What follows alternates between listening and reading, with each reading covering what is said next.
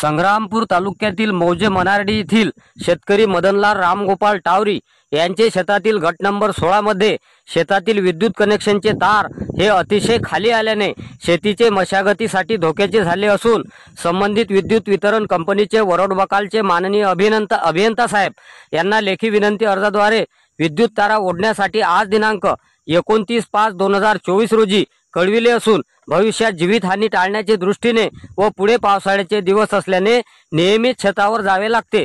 विद्युत तारा ह्या अतिशय जमिनीवर आल्याने केव्हाही अपघात होण्याची दाट शक्यता आहे।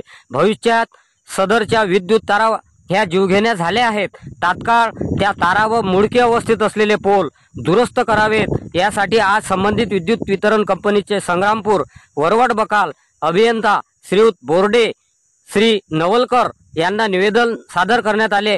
विशेषतः आज वरोड बकालचे अभियंता श्री बोर्डे साहेब यांनी मनार्डी येथील कार्यरत वायरमन बाजोळे यांना दूरध्वनीवरून संपर्क साधून सदरचे काम तात्काळ करण्याची सूचना दिली आहे। सत्यशोधक न्यूज चॅनल करिता प्रतिनिधी महादेव वजने। मी हर्षल टावरी मनार्डी। माझे 5 एकर शेतीमधून खांबे आणि तार लपकलेले आहेत। याचे निवेदन संग्रामपूर अभियंता यांना दिलेले आहेत। त्यांनी लवकरात लवकर हे तार वळवून आम्हाला सहकार्य करावे। संग्रामपूरला विद्युत पुरवठा विभाग जो आहे संग्रामपूरचा, त्या ठिकाणी तुम्ही कशाबद्दल आहे?